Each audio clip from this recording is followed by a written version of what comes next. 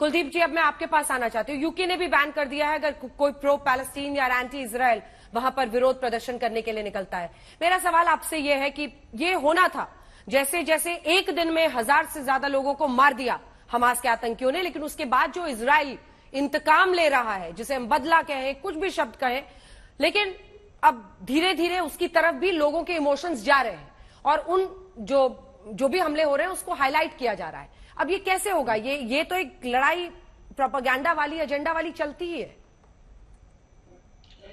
अंजना जी, बात बड़ी सिंपल है। अगर आप हमला करेंगे तो जवाब तो मिलेगा। मैं इसके बारे में बिल्कुल असहमत नहीं हूं कि इजराइल ने जो किया वो गलत किया। इजराइल जो कर रहा है वो गलत नहीं कर रहा, क्योंकि अगर कोई आतंकवादी है, कोई टेररिस्ट है, तो उसका कोई धर्म नहीं, कोई ईमान नहीं, वो आतंकवादी है। उस आतंकवादी को खत्म किया जाना चाहिए। हमारा ये मानना है कि आतंकवादी कहीं भी हो, वो विश्व के किसी भी क्षेत्र में हो, कहीं पर भी हो, कुछ भी हो, वो आतंकवादी है और उसे वही सजा मिलनी चाहिए जो किसी आतंकवादी को मिलनी चाहिए। ब्रिटेन का सीधा सीधा जो है स्टैंड यही है कि ब्रिटेन खड़ा है इजराइल के साथ। मेरी एक बात और है कि जो हमास ने हिमाकत की, उसके बारे में मुझे कुछ बोलना है। मुझे इसमें लगता है कि ये खेल थोड़ा बड़ा है और ये खेल ईरान से नहीं, मेरे ख्याल में चीन से चल पड़ा है। चीन की मदद से ईरान ने कुछ काम किया होगा, तभी इस तरह से मामला आगे बढ़ा है। अदरवाइज हमास की इतनी हिम्मत नहीं हो सकती। उन्हें पता नहीं था कि इजराइल क्या करेगा, उन्हें अच्छी तरह पता था कि इजराइल से क्या रिएक्शन आने वाला है। फिर भी हमास ने इतनी हिम्मत दिखाई और इस तरह से अटैक किया। इतना विनाशकारी अटैक करने का मतलब और हमास की तरफ से इतना जबरदस्त प्रहार करने का मतलब ये है कि हमास के पास कहीं ना कहीं से कोई सपोर्ट था। और इसमें एक बात और हो गई, 7 दिन की इस लड़ाई में यूक्रेन बिल्कुल साफ हो गया। मीडिया के किसी भी चैनल ने यूक्रेन की बात करने से मना कर दिया, ऐसा लगता है। तो रशिया और यूक्रेन इसमें साइड में हो गए और हमास और इजराइल सामने आ गए। उस तरफ रशिया क्या कर रहा होगा ये किसी को पता नहीं है। ठीक है आदित्य जी, मैं अब आपके पास जी मैं लौट रही हूँ आपके पास। Aditya ji, council for strategic affairs USA से हमारे साथ जुड़ रहे हैं। नमस्कार सर आपको। हम तस्वीरें कुछ दिखा रहे हैं, जो रॉकेट्स वहां पर मिली हैं हमास की तरफ से, वाटर पाइप्स को काट काट कर वहां पर हमास के आतंकी बनाते हैं। अस्पतालों, स्कूलों, बड़ी बड़ी इमारतों के नीचे बेसमेंट से उनके पूरा हमास की एक्टिविटीज चलती है। अब जिसने अपना पूरा एजेंडा ही बना लिया, और ये सच्चाई है जो रीना जी कह रही हैं, 2005 में इजराइल ने सौंप दिया था वापस, वो निकल गए थे, दे विड्रू फ्रॉम गाजा पट्टी। लेकिन उसके बावजूद आज जो हाल है उसके लिए आप किस तरह से देखते हैं? अंजना जी 2005 में इजराइल ने सारी बस्तियां वहां से निकाल दी थी। अपने सारे यहूदी नागरिकों को बलपूर्वक वहां से निकाला था। बिल्कुल। इस्राएली सेना की सारी चौकियां वहां से निकाल दी गई थी और यह सोचा गया था कि स्थानीय चुनाव होंगे, उसमें गाजा पट्टी के जो नागरिक हैं वो स्वायत्तता ग्रहण करेंगे और अपने राज्य को, अपने क्षेत्र को विकसित करेंगे। 2006 में हमास ने चुनाव जीता, पीएलओ के अगेंस्ट या फतह फैक्शन के अगेंस्ट। 2006 से 2023 तक कितने मिलियन डॉलर्स अमेरिका ने दिए, यूनाइटेड नेशंस ने दिए, यूरोप ने दिए विकास के लिए, वो पैसा कहाँ गया? इस पर एक सवाल आता है, क्योंकि हमास के जो नेता हैं वो भ्रष्टाचारी हैं, उनके अपने अपने विलास हैं मेडिटेरेनियन कंट्रीज में, लेकिन जनता को वहाँ कुछ नहीं मिलता। दूसरी तरफ पैसा आ रहा है हमास के पास ईरान से, कतर से और काफी देशों से।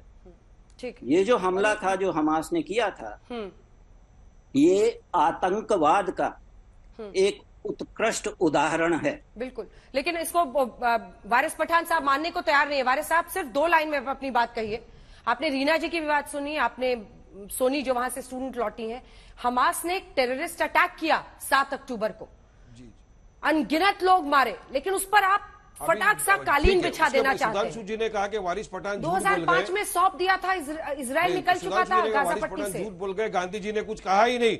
मैं गांधी जी को कोट करना चाहता हूं, गांधी जी का मैं फोटो दिखा देता हूं, मैं सुधांशु जी को व्हाट्सएप भी कर दूंगा। गांधी जी ने पैलेस्टीन की ताईद में अपनी बात रखी, वाजपेयी ने भी बात रखी है। बात नंबर 2, उन्होंने कहा कि ये आतंकवादी अटैक था। बिल्कुल सर, 2008 से लेके जो अब तक 1.5 लाख फिलिस्तीनियों को मार दिया, 33,000 बच्चों को मार दिया पैलेस्टाइन, वेस्ट बैंक, गाजा में, वो आतंकवादी अटैक था कि नहीं था? ये आतंकवादी अटैक है कि नहीं कि आप बच्चों का खाना पीना बंद कर दो, दवाई वगैरह बंद कर दो, फ्यूल बंद कर दो, इलेक्ट्रिसिटी बंद कर दो? ये आतंकवादी अटैक है क्या नहीं? ये आतंकवादी अटैक है लेकिन सिविलियंस को आप नहीं मार सकते। आप कलेक्टिव पनिशमेंट किसी भी सिविलियन को नहीं दे सकते। इंटरनेशनल वॉर क्राइम्स के अगेंस्ट में ये जल्दी से सर, जल्दी से है या नहीं? एक्ट ऑफ टेररिज्म के दायरे में आता है या नहीं? सुधांशु, चलिए बताइए मेरे को ये बात।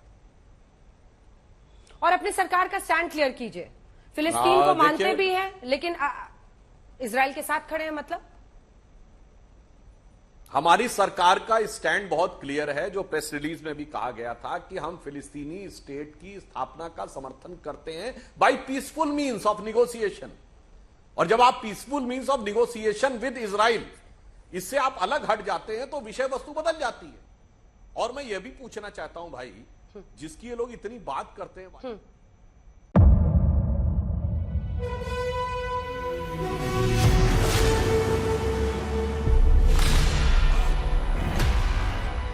मुद्दों का मैदान, जिम्मेदारी लेंगे तर्कों पर घमासान। क्या बताना चाहते हैं इस देश को? किससे किसकी ठनी, न्याय की नीति नहीं बनती है। किसने दी किसे पटखनी। क्या सच है जिसको छिपाने की कोशिश? खबरों की दुनिया का सबसे बड़ा अखाड़ा दंगल देखे मेरे यानी चित्रा त्रिपाठी के साथ रोज शाम 5 बजे सिर्फ आज तक पर।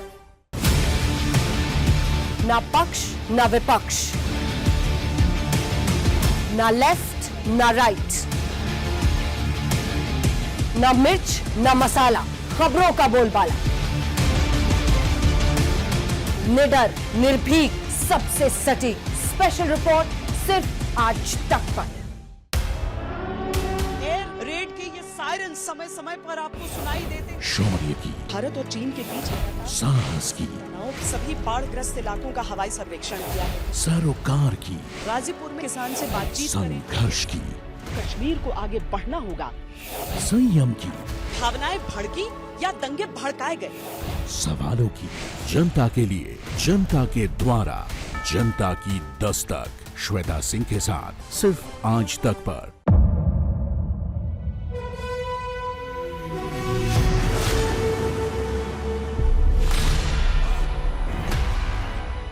मुद्दों का मैदान, जिम्मेदारी लेंगे तर्कों पर क्या घमासान। बताना चाहते हैं इस देश को? किससे किसकी ठनी, न्याय की नीति नहीं बनती है। किसने दी किसे पटखनी। क्या सच है जिसको छिपाने की कोशिश? खबरों की दुनिया का सबसे बड़ा अखाड़ा दंगल देखे मेरे यानी चित्रा त्रिपाठी के साथ रोज शाम 5 बजे सिर्फ आज तक पर।